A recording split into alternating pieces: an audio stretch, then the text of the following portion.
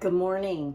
I wanted to talk to you about your kitchen spritzer. There are different parts to your kitchen spritzer that you might not be aware of. So there is this silicone ring, and then there's this part here, and then there's the pumping mechanism. So what is important here that you need to know is if your kitchen spritzer isn't spritzing, it's probably because this gasket here has gotten out of place. So you want to make sure that when you push this together, that this gasket stays up inside. So I typically just take like a butter knife or just something that's skinny to make sure that it is seated up there. If it's your kitchen spritzer is not containing the pressure that you need, this is probably what it is. It's probably that gasket seal has popped loose, which happens occasionally. So you can also clean your kitchen spritzer with hot water and soap, and then just pump it and spray the soap through it. That'll clean it.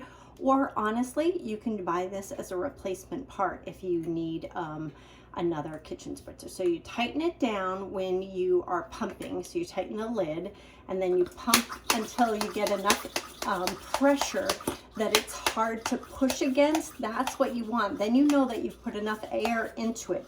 So what's great about the kitchen spritzer from Pampered Chef is that there is no chemicals. It's just air and whatever oil you put in it. And look at how nice this sprays. See that? It sprays like a little mist. Now here's the important part. Make sure you burp it. Burping it takes the pressure out so it's not under pressure the whole time that you're storing it. That can clog your clog your spritzer. So you do that, you burp it. Next thing, we're making eggs, by the way. You want to heat up your pan over medium heat. So I have it on like 4, maybe I'll turn it up to 5. And you want to get it warm. Usually it takes about 2 minutes, 2 to 3 minutes. Then I'm going to teach you something fun. Did you guys know that if you take 2 eggs and you tap them against each other, only one will break? Did you know that?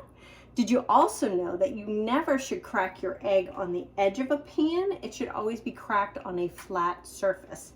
You're less likely to get egg shell in your dish if you crack it flat on a flat surface. So tips for you today. I was going to say tip Tuesday, but it is not Tuesday. So tip Thursday. I'm using the non-stick professional pan. This pan, I'm going to microwave my eggshells, by the way. That is for my compost. Hold on, let me wash my hands. All right, so I'm using our professional non-stick skillet. This skillet has a handle on it that you can remove. The handle comes right off, so storage is super easy for this. You can store the 12-inch, the 10-inch, the 8-inch. We have stock pots as well, and all the handles are interchangeable. The handles do not go in the oven, but the pans can. So you can stick your hand in to the pan, put the handle back on, and then just pull it right out, and it's never going to be hot to the touch. These are also dishwasher safe, and they are metal utensil safe. So you can use a spoon. Don't cut in your pans, that's not smart, but you can, you know, if your husband or your spouse or your kids use a metal spoon in here, not a problem. Now, when you're cooking eggs, it's always a good idea to push away the white membrane right next to the yolk. That's always the thickest part, and what happens is that takes longer for it to cook, and so the outside of your egg gets cooked before the inside of your egg. So that's a tip for you.